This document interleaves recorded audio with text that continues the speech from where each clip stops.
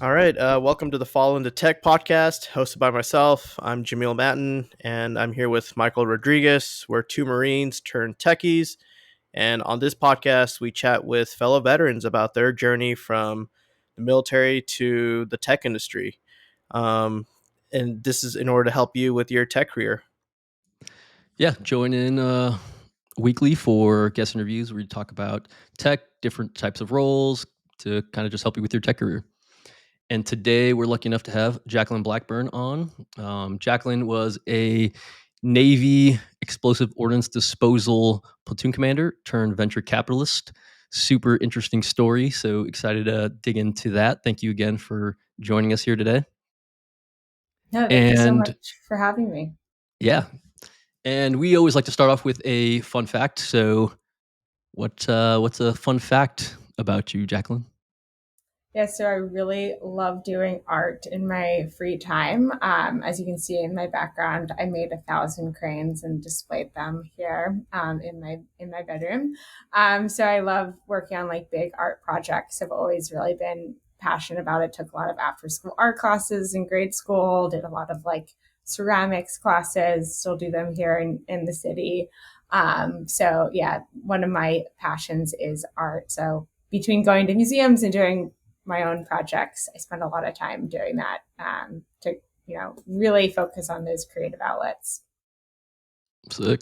That's pretty cool. Yeah, I was gonna ask about that. Looks super cool.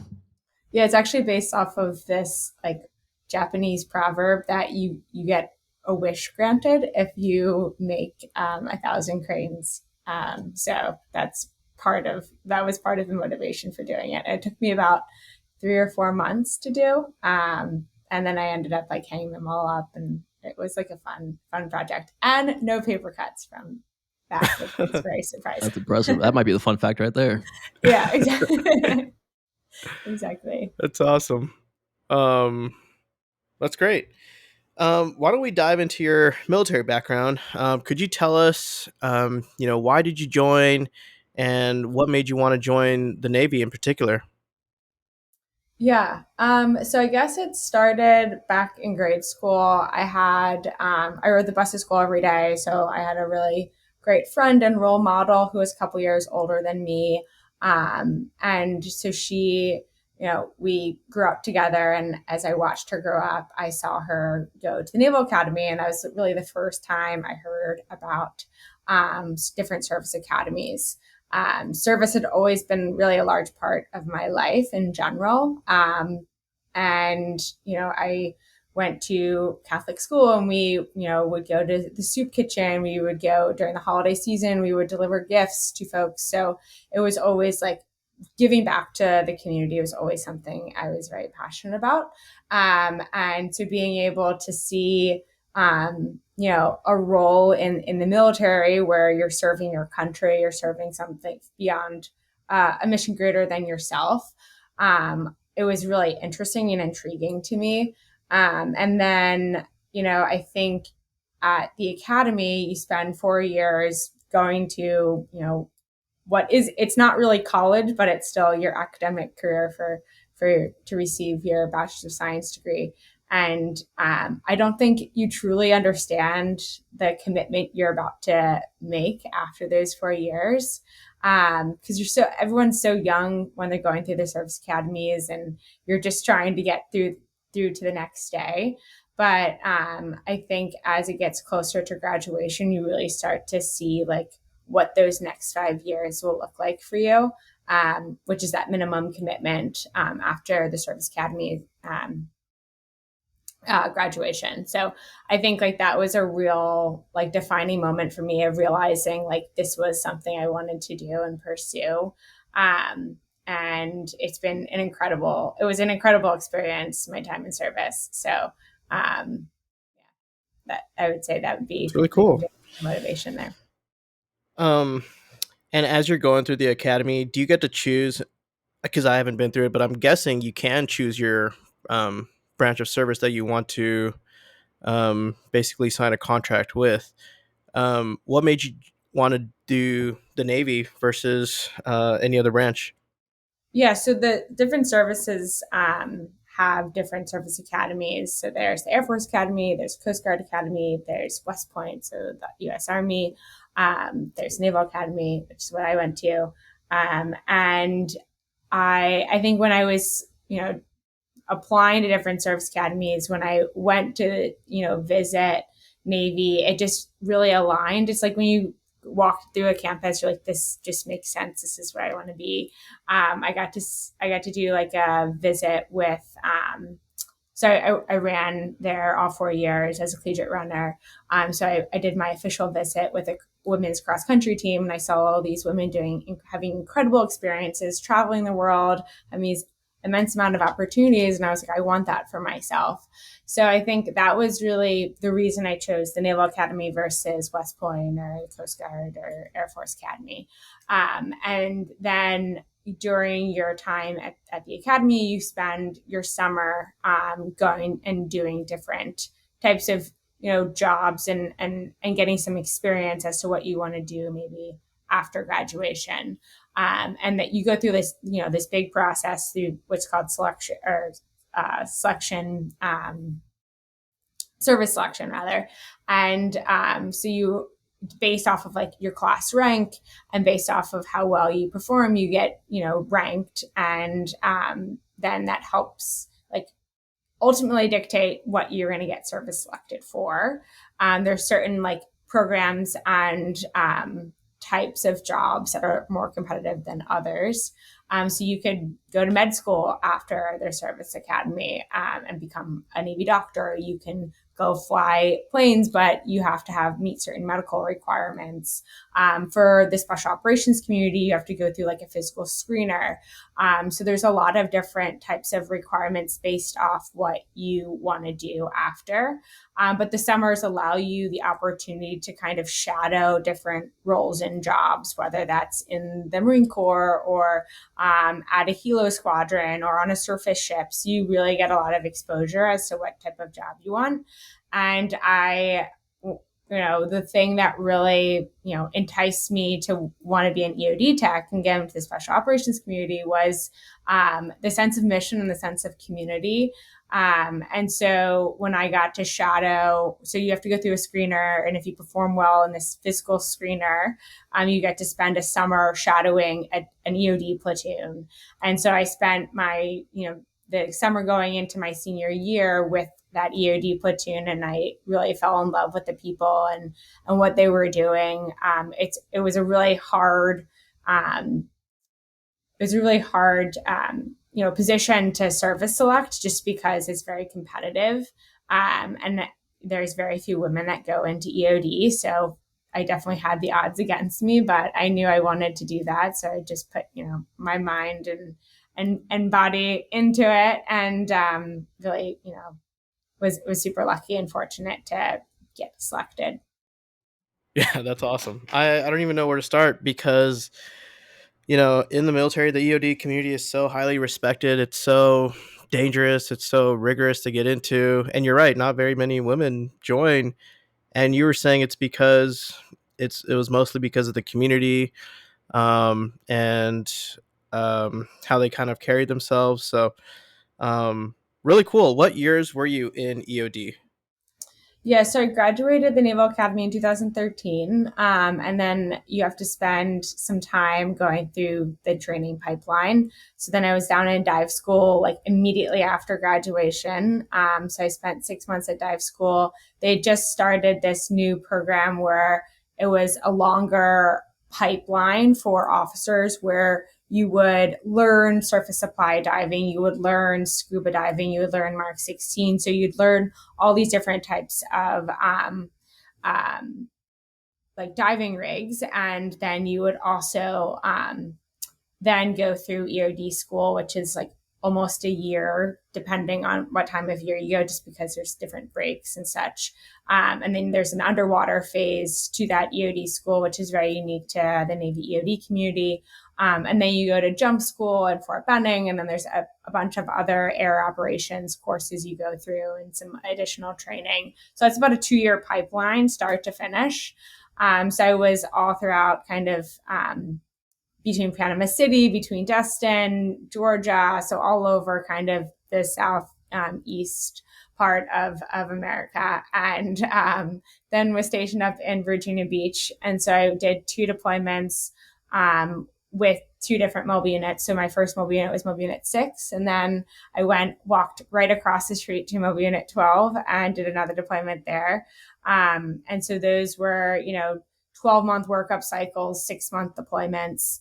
And then I got out in 2019. So almost 7 years. It's incredible. And it's very badass that you got to do all those different things. Yeah, super fortunate. I loved the people I worked with, particularly in Virginia. It's a very close, tight knit community, lots of families, and it was so wonderful to be stationed there. I was also going to say that's pretty badass, and was going to kind of ask, just what is, for someone maybe listening and is like, hey, EOD sounds interesting. What is kind of the daily life, after school and after jump school and after dive school? What are you and your unit actually doing on a daily, weekly, monthly basis? Yeah, so we spend a lot of time training. I think I was probably gone 200 days out of the year during those workup cycles. So whether and it's all really to train and become ready for when you go out and deploy downrange.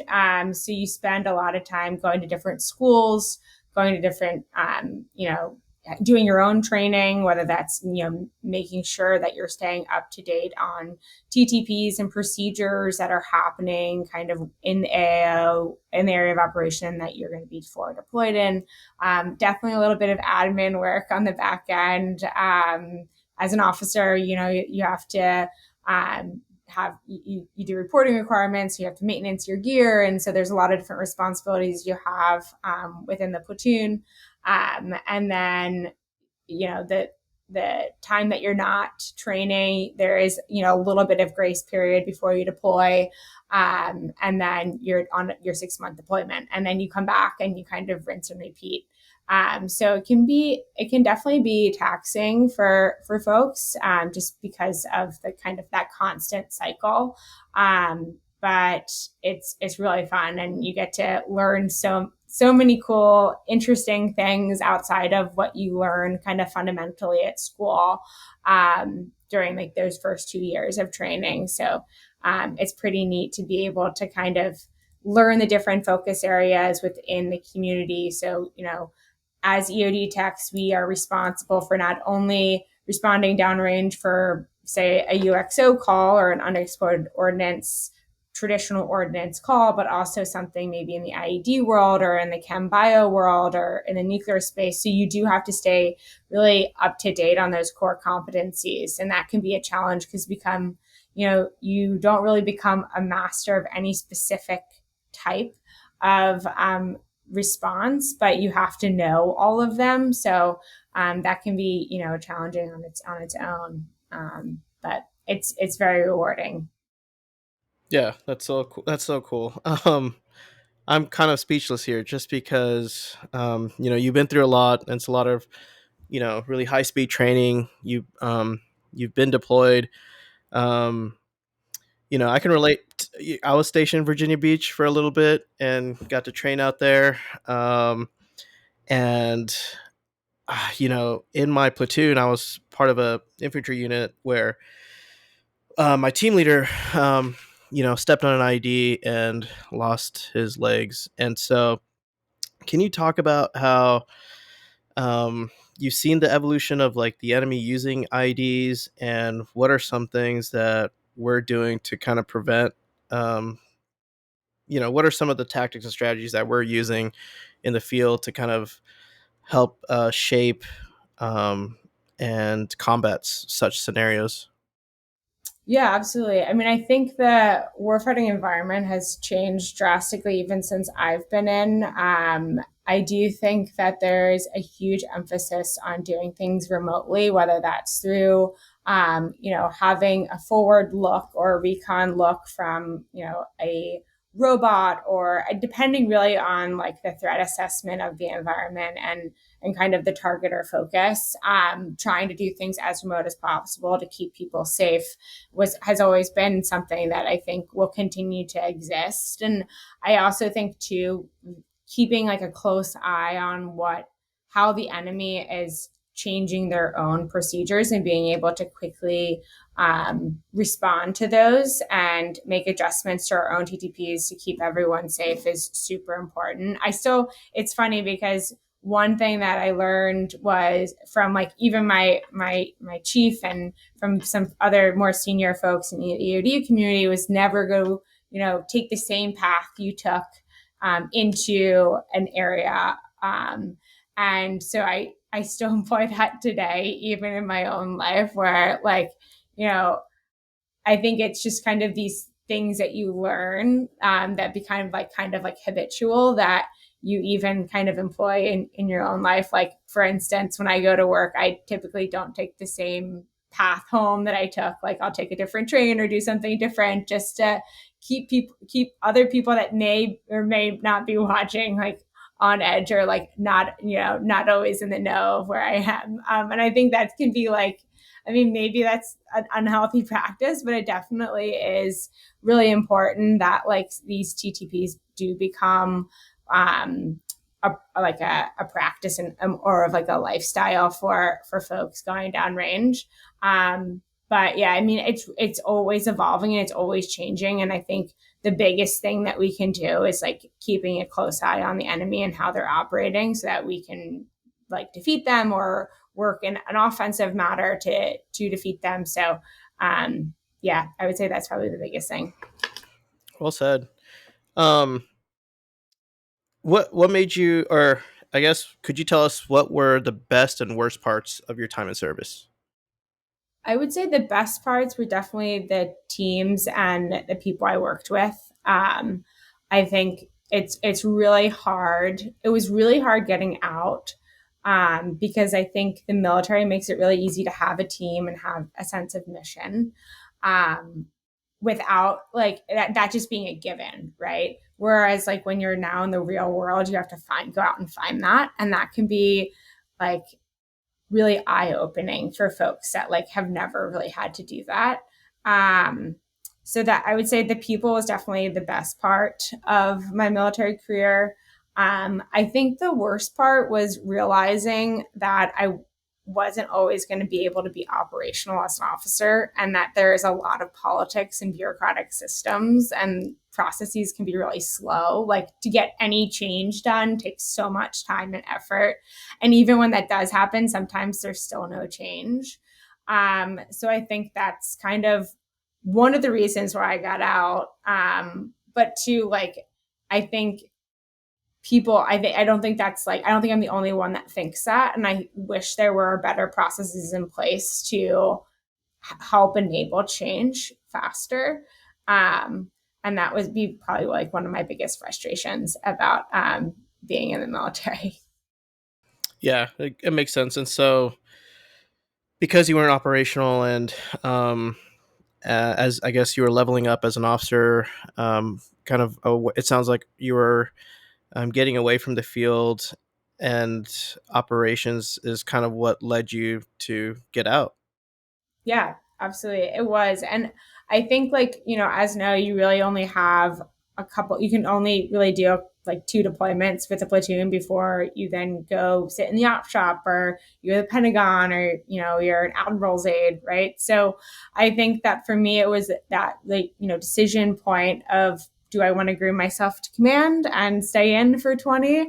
Or is like now that time to just go out and explore what it is that I can do in the civilian world. So I ended up taking the leap of faith, and it was really challenging the first 2 years. I know my sister's just got out this year, and I'm reminded when I talk to her of some of the challenges like I faced and remember facing getting out, because you don't have that team, that mission anymore. So you really, and also too, I felt like the military really, I definitely felt like the military defined me as a person for my career and who I was. And when I got out, it was like who I had to like rediscover who I am and what I like to do. And I wear, regular clothes now. I don't wear a uniform. Like there's different types of self-expression. And so I think like I had a lot to learn about myself when I got out that I didn't really realize.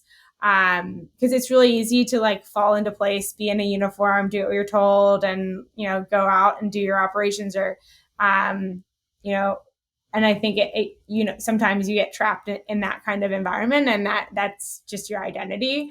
And so for me, there was a lot of kind of just like self-learning, but also figuring out what I wanted to do now that I was out, and like how I was going to make an impact, really.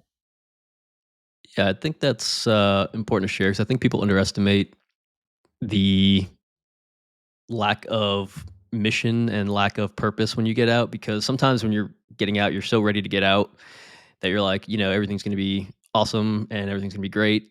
And, it can definitely be that, but it is a big change. And, a lot of the time military, you're hanging out with your friends at work, like you're kind of close to everyone and like you all kind of think the same way and do the same thing versus you go to civilian world and, you know, never see the people outside of work, or you have very different thought processes on things. So I think that is definitely something to consider and to plan for when you're getting out of what is the next mission, what defines me, because you usually know when you're in, like, well, I'm Navy Special Operations, right? Like you say that and everyone knows what that is, like that's badass. Versus now it's like, well, I don't know what that civilian role is, right? What does that mean?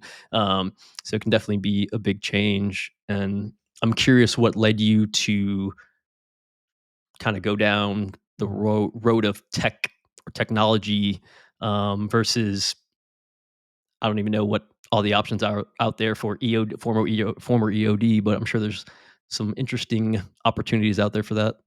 Yeah. So when I got out, I was like, I want a clean break. I didn't want to go into the reserves. I felt like that was just kind of like half-assing a job, and not like to no one, like for folks that do want to do that's fine. Like we want to be in the reserves, that's fine. For me, I just like wanted to just a full clean break.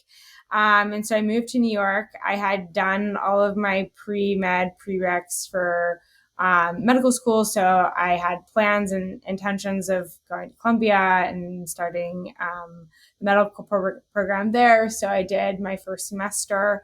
And I realized that being a doctor is not what I thought I wanted to do. And so I ended up kind of exploring around and reaching out to a number of veterans, reaching out to my family and friends, and figuring out like what it is I wanted to do. But I also realized I had to pay rent and I had to like have a job. So I ended up, applying to a bunch of different companies and learning about venture, and I became really interested, particularly in tech and the way like the type of impact it was having and how quickly things were evolving and changing. And I think that's what like initially drew me in, was like, wow, this change is happening so quickly. It's so different than what I'm used to, right? In this like bureaucratic system I played in for, the past 7 years. So I really liked how quickly tech moved and how much of an impact it could have on society. And so I ended up, but I also like to my point earlier, I need to find a job. So I worked at I also like didn't really have a lot of like a big finance background. I didn't get my MBA. So I was like, I'm going to go work at JP Morgan because they have a great military transition program. I can figure out what type of finance I want to work in. I can figure out, whether finance is even for me. I did that for 2 years, and when I was going through the program, you have the opportunity to really self-select what type of internship you want to have. And so I did a bunch of research, found out that there was a team in kind of the venture landscape that was doing venture debt. They were, 4 senior MDs that were brought over from SVB to build out this venture debt portfolio to really help companies not feel so scared about going to JP Morgan that were early stage. Because when you think about JP Morgan, traditionally you think, oh, it's a company engagement starts at like the IPO level, right? When they're, well into, later stage. And have, significant traction and all of that. So this venture debt portfolio was really hoping to get, more interest kind of earlier stage for companies to build that relationship sooner rather than later, so that they weren't just, creating that relationship 24 months before they IPO'd. So I did that, and I ended up, reaching out to those senior MDs. They brought me into the team. I did feel like, to your point earlier about different startup feels in like kind of a large organization, it felt like a startup within JP Morgan because it was a small team. We were really close. It was like right around COVID. So like everyone was virtual, but we were talking every day. And so that was awesome experience to get not only, their experience and be able to kind of learn from them, but also just like understand the way a large organization like JP Morgan works and operates and how everything's connected, and really help demystify that for the early stage companies we worked with. So I did that for 2 years, and then I realized that I really wanted to get into the investing side. But I really didn't really know how because, one, it's really difficult for any person to get into venture. But secondly, like I hadn't built a business. I didn't come from like an investing background. So the only real experience I had was my operational experience, right? So, there were a couple different VCs that were investing in defense tech companies. And so I reached out to a number of those. I worked at a firm called Scout Ventures for a couple months and then transitioned into Decisive Point, where I am today. And so we focus on early stage investing at that, seed, Series A stage, across the sectors of defense, energy, and infrastructure. So a lot of really nice natural alignment to what I did previously in the military, but being able to kind of bring tech and innovation into the hands of stakeholders quicker and faster, through some of the technologies that we're seeing in that private side. Nice. Yeah, let's, I guess, deep dive into some more of that and specifically how I can get money from you guys. So for the program at JP Morgan, just to kind of start from the beginning, you mentioned it was a military or a military to JP Morgan type program. Do you know the name of that program or how listeners can get in? Yeah. So it's called the Military Pathway. It's Military Pathways Transition Program, I think, or Military Pathways, I think is what it's called formally. But I'm happy for anyone that's interested, I'm happy to kind of connect you directly to the program manager. But I know they typically go to job fairs, but it is a program kind of built within the veteran affairs community within JP Morgan. So I think that would probably be a good like starting point. And then you can apply. They have different cycles in which there's job descriptions open for those roles. And they have different roles throughout the country. It's usually, I don't know if it's changed since I've been in, but typically it's about like 8 to 10 military veterans that are in the program. And I believe they do them twice a year. Where they bring in kind of new veteran cohorts. And then the program itself lasts 2 years. So after the end of those 2 years, the intention is that you have gotten enough experience at JP to figure out what it is you want, where you want to be permanently in a role. And you can transition out of the program early if you find the role. They just give you that full 2 years to figure out what you want. So for my first year, after the end of my first year, you can transition to another role. And I ended up kind of transitioning into a permanent role because I really liked the, space I was in. Awesome. And for that, is it open to kind of any military background? You just apply? Yeah, I don't think there's any like specific things that would preclude you from applying as a military veteran, but I do think I think there's a limit to like when you can apply if you've been out for like more than a year or more than 2 years. I do think there is some sort of condition there. I'm not entirely sure, but I think that would be the only thing in terms of like your military background. Gotcha. That makes sense. Yeah. I think it's 2 years. You have to have been out like no more than 2 years. Okay. Gotcha. And then for that role, so you said it's kind of a 2-year jump around the bank, get to experience a lot of different things, learn from people, and then figure out the role you want to get into. You went into this role helping kind of JP talk to startups and work with them. Can you walk us through, what you actually did on a daily basis for that, and what your communication is with the startups, what kind of startups you work with, how I can get in to get more money from them as well. It's the key point here, but yeah, can you Yeah, just walk us no. through that? Yeah, absolutely. So there were a lot of different relationships. There were both on the credit side. So if companies had just raised capital and wanted to get venture debt, we would go through that process. And so that was kind of the credit side. And then the treasury side, if companies wanted to become a client of JP Morgan, they wanted to like do their banking with us. There's, specific products that we would offer them and help them manage their finances.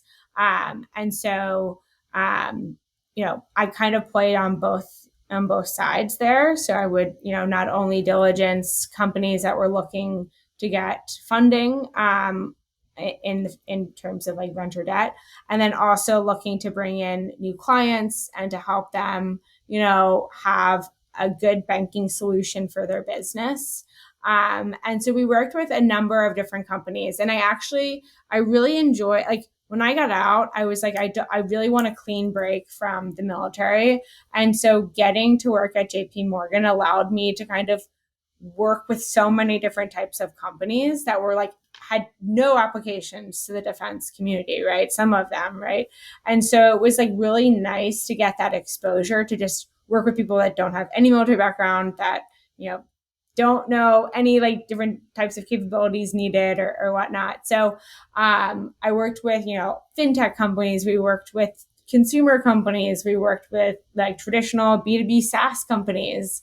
So depending on, the business model, we would help them kind of establish their bank accounts and get them all set up. So it was kind of a hybrid approach, and then would also help some of the clients we worked with with introductions to other parts of the bank, whether, they wanted to do a private placement or they wanted to go IPO, making sure that they got the right intros and the warm intros into the different parts of the bank. So whatever they needed, it really depended on the client, but whatever they needed from us as their bank, we would, provide. We also did a lot of like networking engagement with other VCs, with other startups, because we were building out this practice, right? So we had different pilot cities. I was, based in New York City, so I spent a lot of my time getting to know the ecosystem. Part of this is not only, bringing in clients, but also educating startups about what does a good like finance strategy look for you? What does a, good HR benefit, or sorry, employee benefits look like for you, and having different programs in place to help the business. And then also just like different market assessments, and how do we help, these companies stay informed of what we're seeing in kind of the broader macroeconomic environment as well. Gotcha. And then, yeah, that kind of perfectly transitioned you into, VC land, if you will. Can you talk to us about, because we just recently had Eric Shu on, who introduced us, also VC, who I knew from the Marine Corps. And it's interesting to ask, like, how do you get into VC if you are, let's say, fresh out of the military? Can you even get into VC, or how does one go about getting into the role?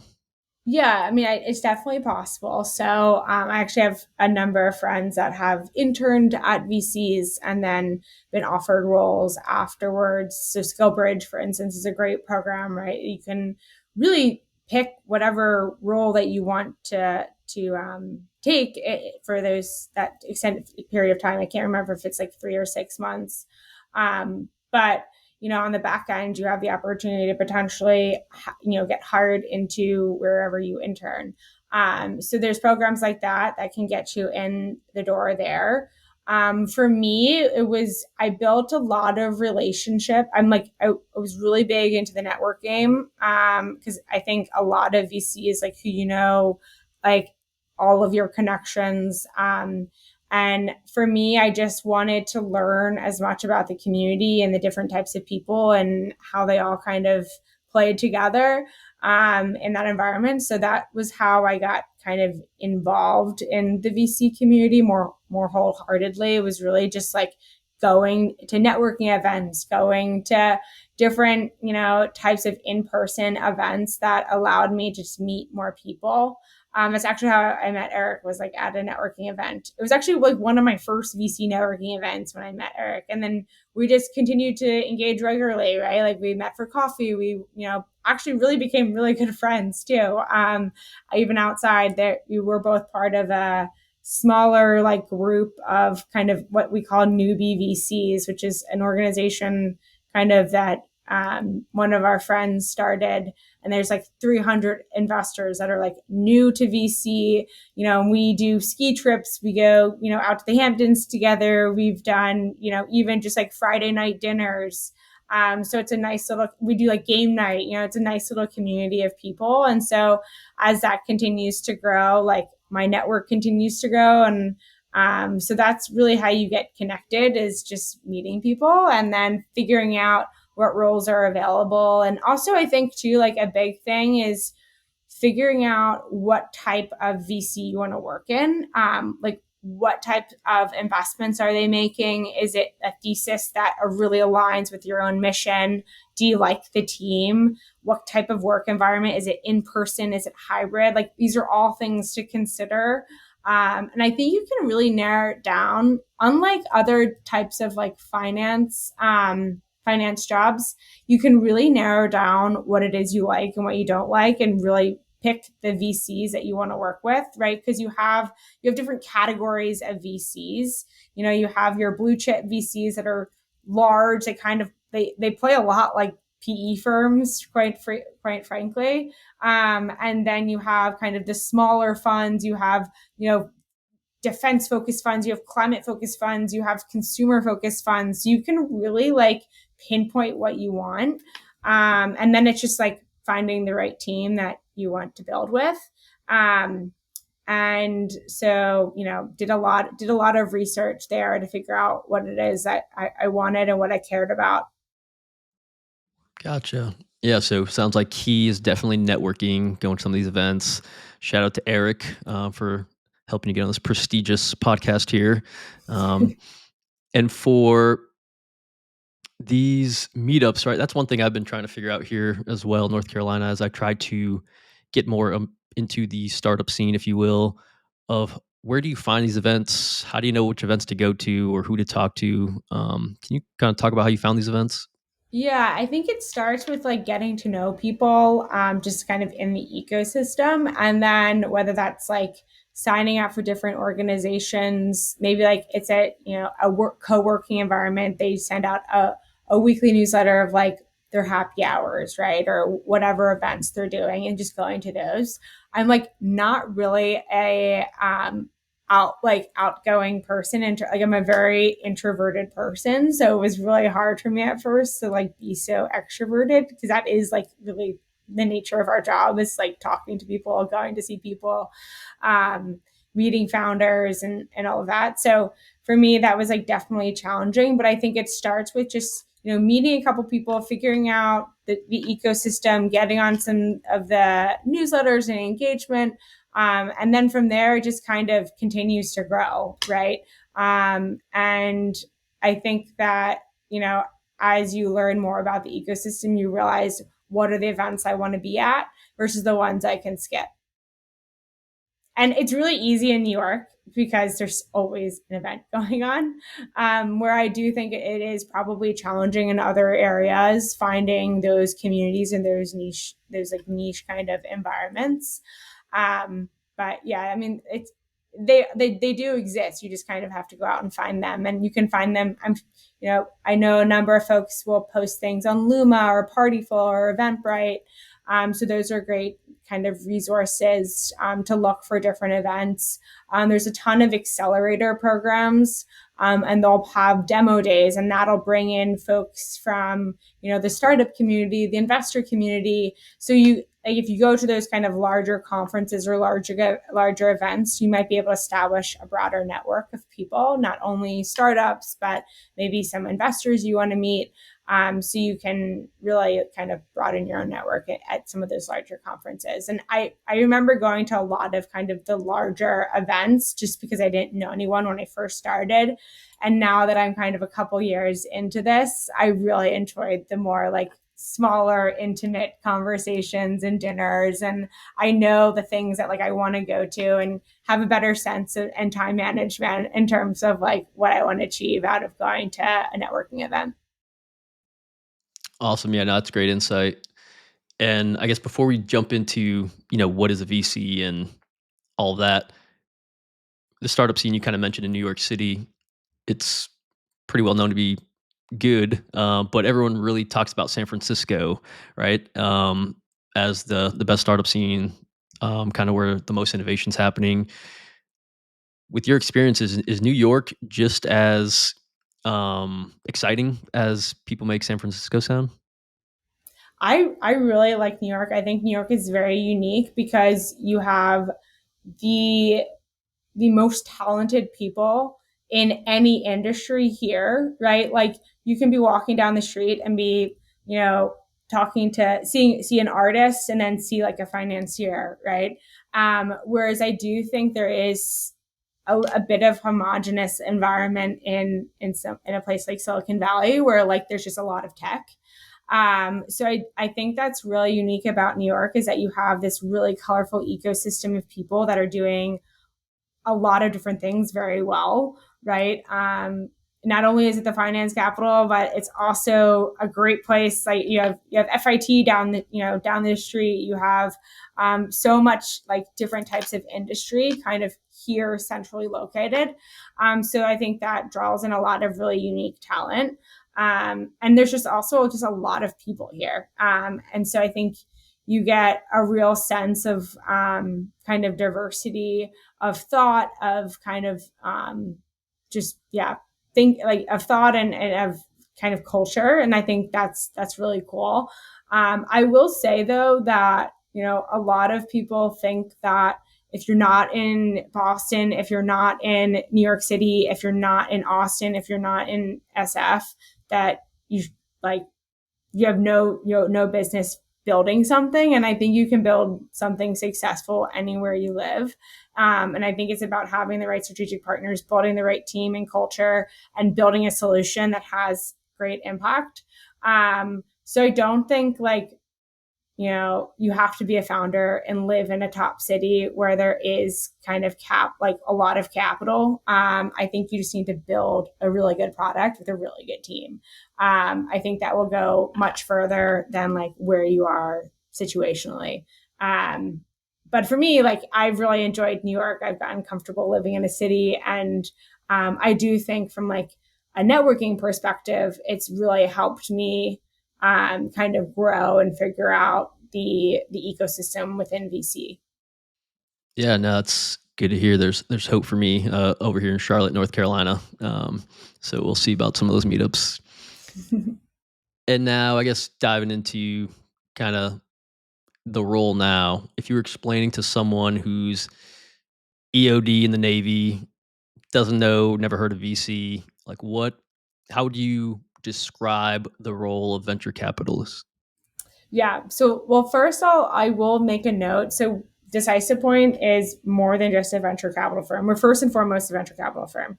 So we make investments with out of a fund when the fund is composed of capital from our limited partners.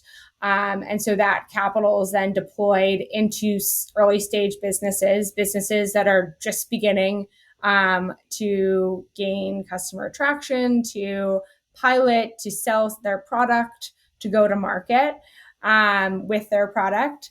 And so we help these companies with our capital that we deploy out of the fund.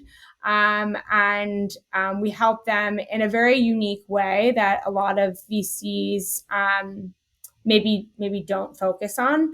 And that's we try to really work with teams that we invest in and help them with their government contracting. So sell their technology into the hands of government stakeholders and warfighters today. And so, with that, we've been able to, help these teams in a very significant way achieve and capture non-dilutive funding to help them grow their business. So for every dollar we've committed out of the fund, we've been able to return to our investments on average about $20 of non-dilutive funding. And they can be in the form of traditional SBIR contracts, other transaction authorities, or even things like working with lobbyists or major appropriations or programs of record, all of that kind of as they kind of progress with their government engagement. So that's kind of the first piece of the firm. We also run an advisory business. So outside the scope of venture, we work with companies on kind of that, 6-9 month contract, and we help them with their government business. So, we lay out a strategy of approach for them. We provide these are these concrete deliverables we're going to help you with so you can grow your business. And really the goal of working with our advisory clients and even our venture portfolio is that they eventually outgrow us, right? They get, their own, full-time GovBD person to help them lead their business, and they don't need us as much, right? Like we're there in the initial to get them set up and to get them established. And then they kind of spread their wings and flourish and can kind of do it on their own. And then the third thing we do is run a number of accelerator programs. So we work across different federal agencies, whether that's different state agencies, the Department of Energy, Department of Defense, and we run, 14-week, 10-week cohorts with, 10 to 12 companies, and we help them build foundational knowledge of working with the government. And so we'll work with companies as early as I'm just registering on SAM.gov and I don't know anything about selling to the government. I've never submitted an SBIR phase 1 before. 2, I'm trying to transition my phase 3. I'm trying to engage with programs of record. I need help getting additional stakeholders involved to show them my technology capabilities.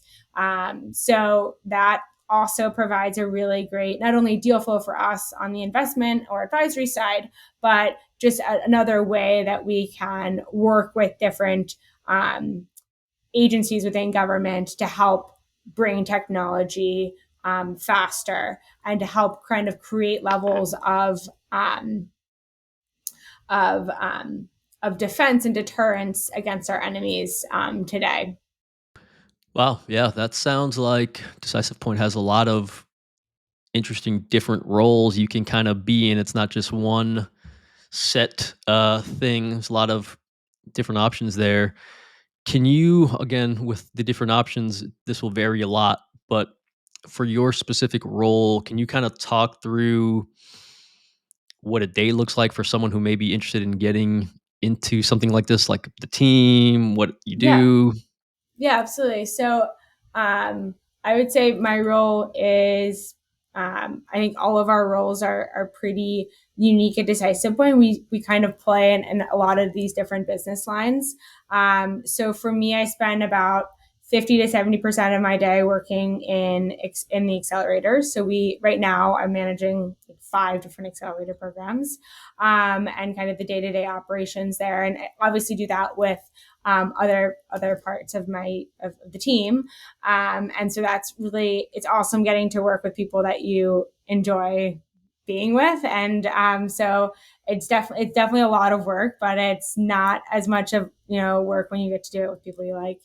And so I spend, like I said, about 70%, 50% of my day doing that. And then I also have a couple of clients on the advisory side. So I engage with them on, sometimes a weekly basis, and helping them submit proposals, and working with them on that contracting strategy.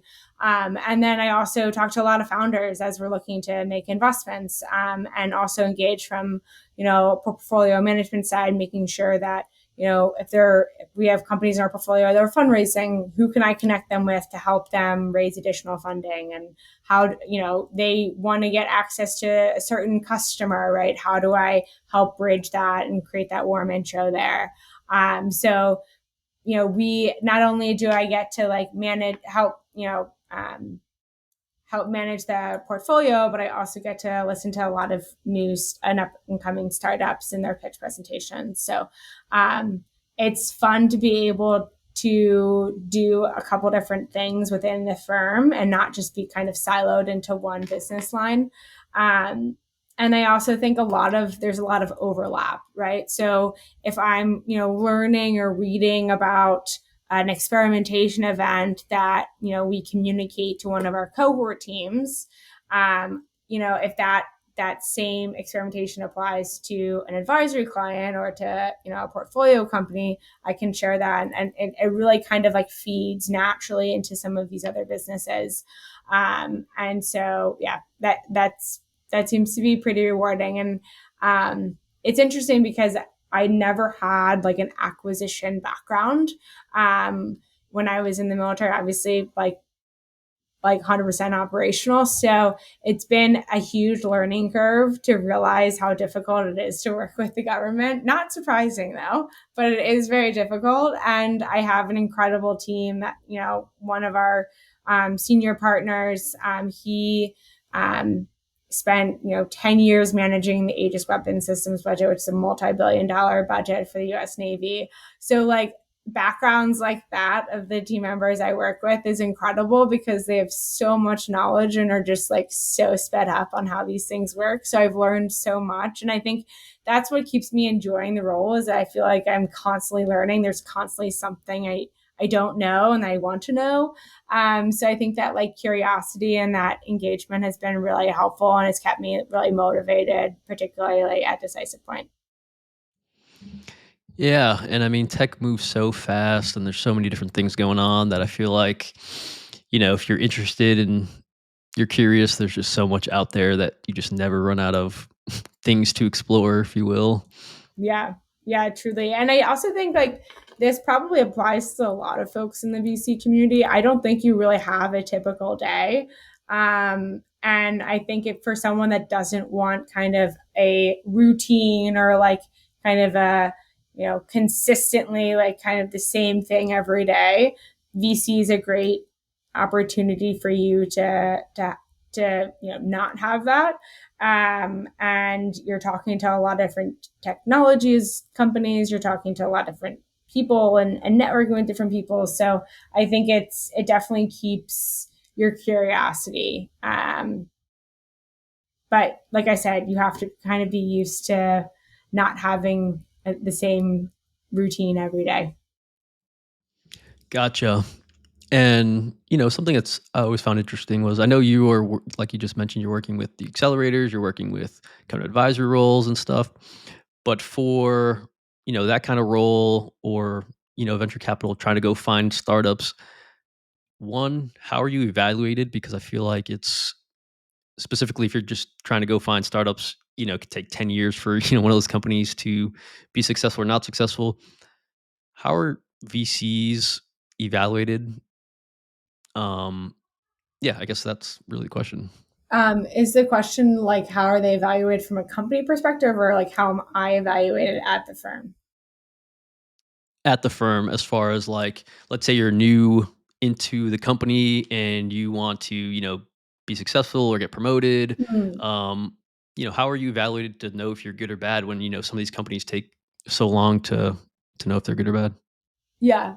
So I would say I'm very lucky because I work with an incredibly organized and professional boss, who has given me kind of KPIs or key performance metrics to try and achieve, right, during my time at Decisive Point. So it's like very clearly outlined, like if you do this, you're going to get to the next, phase, right? So I think in essence, without giving out like the specific KPIs, I think what makes sense for me is if you're not getting clear guidance as to like how you achieve the next milestone, whatever job you're doing, you definitely should be getting that. So that would be like my first recommendation is that if it isn't clear what like will get you promoted to the next role or get you like, increase your pay or whatever, then you probably need to figure out what that is for you, because every role is going to be different. Every organization is going to function differently.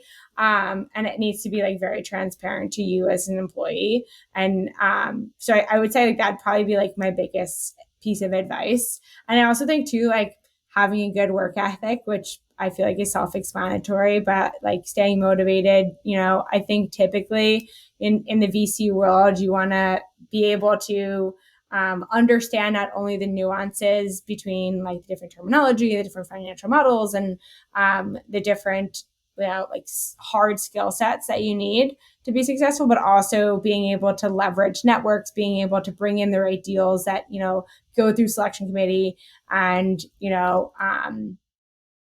help with or that ultimately get invested in out of the fund. And then I also think too there is VCs also have to fundraise themselves. So being able to bring in capital that helps support that next fundraise is also really helpful and helps you kind of gain additional credibility within the firm. But it really depends on, like I said, on the firm and what, how they define success and what, a partner looks like. Someone that's a principal, maybe like as the equivalent of a principal, maybe like a senior analyst at another firm, right? So it really depends on like how the structure is, but I would highly recommend that, within like the first 6 months, you should be given KPIs to achieve to that next milestone. And if you're not, maybe that's not the right organization for you.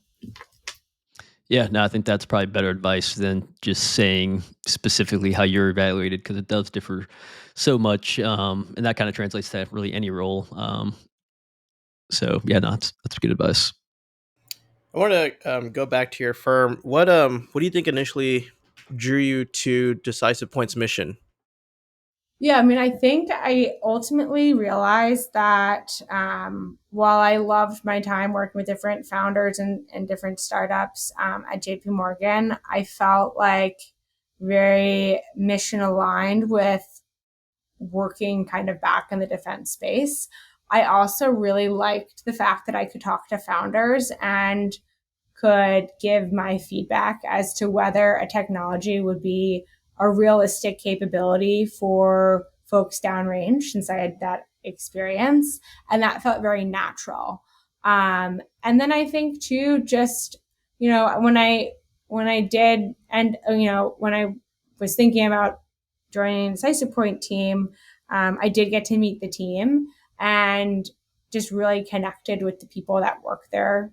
I think what builds a strong culture is people that are really invested in the mission and are all on the same page. And I feel like that exists at Decisive Point in a very meaningful way.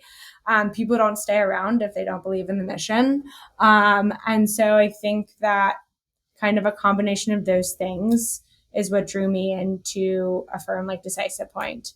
I like being able to talk to companies and be valuable and be helpful. And I think for the first year when I was there, it was a lot more learning than I was helping. And I think even earlier this summer, I had like a lot of like small moments or small wins where I was talking to a company and realizing like how much I was helping them. And I was like, wow, I can actually be really helpful, And I think like you have those little realizations, but it does take time being in a new role to figure out how to be helpful or how to be most helpful to companies. But yeah. So as you're talking to these companies, especially at the early stage, how do you identify promising? And it sounds like you're in the deep tech, or it's like a deep tech firm. So how do you identify promising startups? Yeah. So we look at three big things, I would say, and keep it super easy. Do we like the team? Do we like the tech? And do we like the deal? Right. So the deal has to make sense from a financial perspective, because at the end of the day, we have the fiduciary responsibility to return capital and some to our investors, right? And to have those sizable returns, like that's why people invest in us. So that'd be like step one. Like the deal has to make sense, and there's a lot of deals that we love, but or there's a lot of companies that we love, but the deal we don't love. So it gets it hard. But the nice thing about it is that we have different ways that we can work with them, right? Whether they become an advisor client or whether they participate in one of our accelerator companies. So it's nice to kind of be able to leverage those other business elements. But yeah, and then the team, obviously the team, it has to make sense, right? I think that's probably the second most important thing. I would say even sometimes the team is more important than the technology, because you can have some really great technology, but a really crappy team, and that can be really challenging. So I think team is really important, and then obviously the tech has to have a broad and wide impact, right? And we have to be able to see it align within kind of the federal government in some capacity, right? Like either it aligns with some capability or a requirement that has funding, right, lines to that capability set. So we do a lot of diligence there as well before we make an investment. Totally. Can you talk about some of the more exciting tech that you, or not even tech, but just innovation in general that you've seen recently? Yeah, so we invest in a company called Radiant, which they're building micronuclear reactors, and so I think from an energy perspective, that's been super exciting to watch because they're actually going through the Nuclear Regulatory Commission process, and that really hasn't been done since the 60s, and I think we're starting to see a complete revolution about how people think about nuclear energy, and that it's not as scary as everyone thinks. And so I think that's been really cool to see evolve. I think there's a lot going on in kind of the autonomy space, whether that's like remote ATVs that can be modular and have meet different mission capabilities, doing things in really a decentralized way. Like we're investors in a company called Firestorm, and basically they can ship a Connex box anywhere in the world, have it placed on site, and then within that Connex box, there's 3D printer set up and a whole process laid out for building attritable drones, right? That can have meet different mission capabilities, and can you can have a whole army of these attritable systems within 6 hours, right? Built and ready to deploy, and they have swarming capabilities, and so there's a lot of different focuses that it can have depending on the particular type of mission and target. So I think that's really cool because, you're doing it in this really decentralized fashion, and you're able to do it kind of at the edge. So right, next to where, people are, war fighting. And then I also think too, there's a lot in the AI space. I feel like that is like the buzzword of the century here. But I do think that I use ChatGPT all the time. It's definitely, I think you'd be lying to yourself if you said that it didn't affect you every day or didn't change your life. I think there's still a lot to be done from like a regulation standpoint. But I do think that there's a lot of really interesting technologies coming out of that. I think from like a defense perspective, keeping a human in the loop is really important, especially with all of these autonomous systems, with all of these AI machine learning interfaces.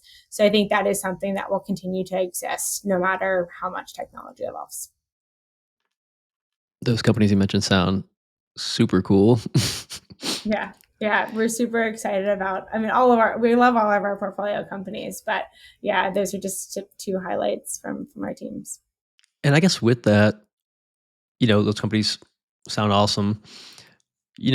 There's different kinds of people out there. There's indie hackers that are kind of doing things on their own. There's small teams, large teams. Do you have a general idea or general belief of who should get venture funding versus who should bootstrap versus that kind of thing? Yeah, I mean, I think it really depends on the type of technology that they're building and how quickly they want to scale. Um, I would say as a if I were a founder, I'd try to bootstrap as much as I could to keep my own ownership before I ended up raising capital. I think when you raise capital, you need to be really intentional. You need to know what you're going to be using the capital for. So I think if it makes sense for your business, it makes sense to raise capital, then go for it. But if there's ways that you can work around that without having to fundraise, whether that's, applying for a $2 million SBIR to help build your product or pilot your product, then like go out and try and do that. But sometimes that can be really long turnaround times. So just really depends on how quickly you want to grow sometimes. Um, but yeah, I would say as much as possible, like try to bootstrap yourself as a startup. I think that will, protect you as your founder and keeping your ownership and help you build your business. But I think at some point, if you do want to scale, sometimes capital is the right move. And I think, companies figure out what that means for them and when it makes sense. Yeah, no, that's good guidance, I think, because I think on the internet, you go online, you see this company raised, 500 million. This company has raised a billion. Ilias company, right? But just have, I think, a plan of how you're going to use that. Don't just do it so you go write a cool blog post, even though the blog post probably would be awesome. Um, but yeah, I think that's good advice. Just have an actual plan. Don't try to flex. Yep, um, exactly.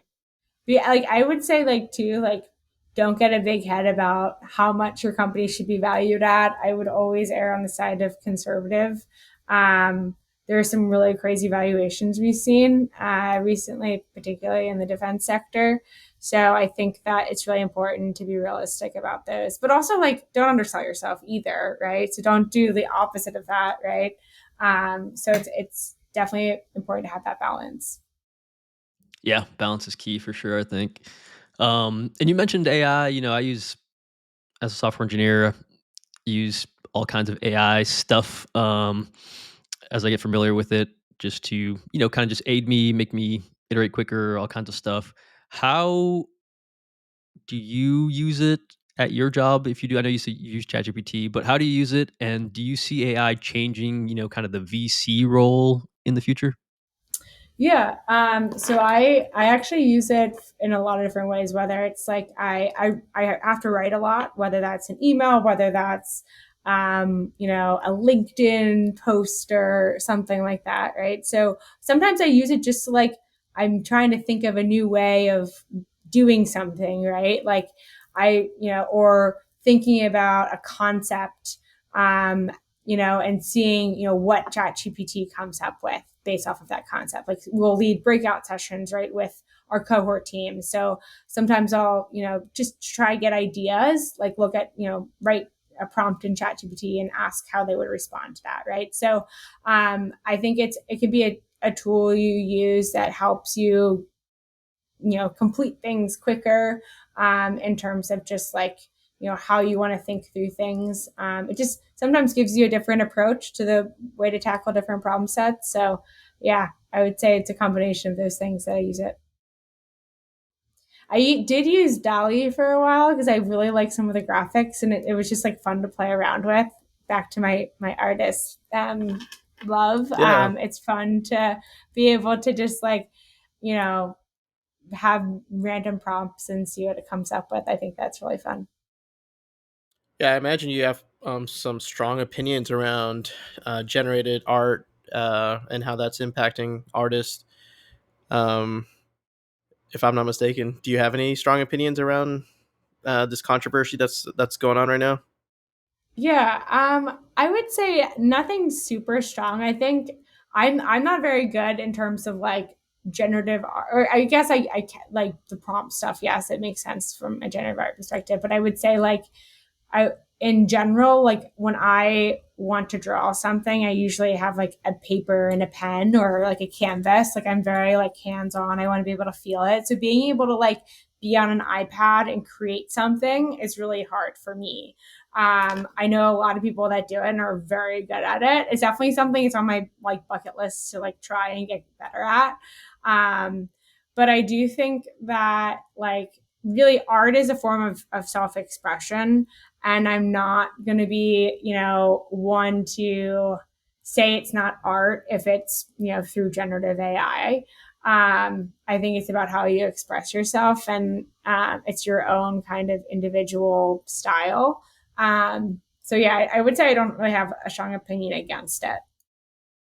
You hear No, that, no. future AI overlord? Don't come at Jacqueline. Yeah, and I mean, podcasting can be an art form too. Yeah. Um, Talking about, we've talked about so many different technologies. You mentioned autonomous vehicles. We talked about AI. I think I've read that you talked about Web3 and crypto in some of your Medium posts. What technology are you most bullish on? I would say definitely like nuclear energy is definitely something I'm bullish on, especially watching Radiant, especially seeing kind of forecasting like the massive impact it's going to have. Um, and then I think in terms of like, I think AI is here to stay, and I think that there's going to be like even massively more opportunity in that domain. Um, and yeah, I would say those are probably like my two big bullish bullish opinions on different technologies. Nice. Yeah, and I think those two kind of blend together too because you need so much energy if we want to get to the AI we're really talking about. It's so much power. I've been seeing these things of like people putting these data centers in space, underwater.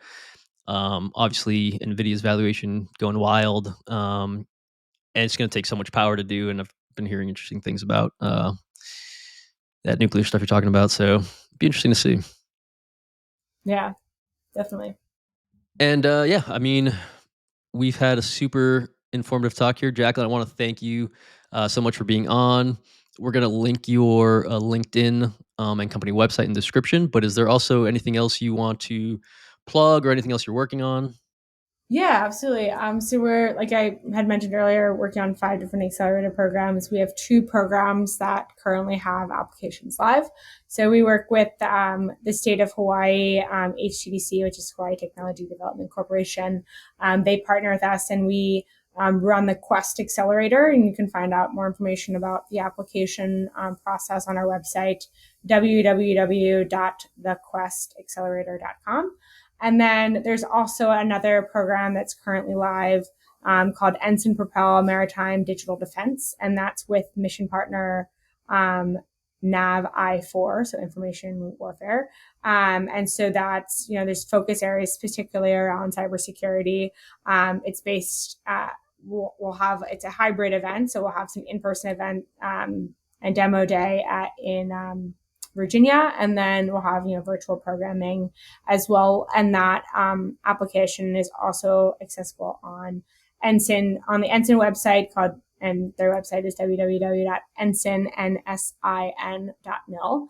And so 2 really great programs for companies that are looking to kind of grow their business in government.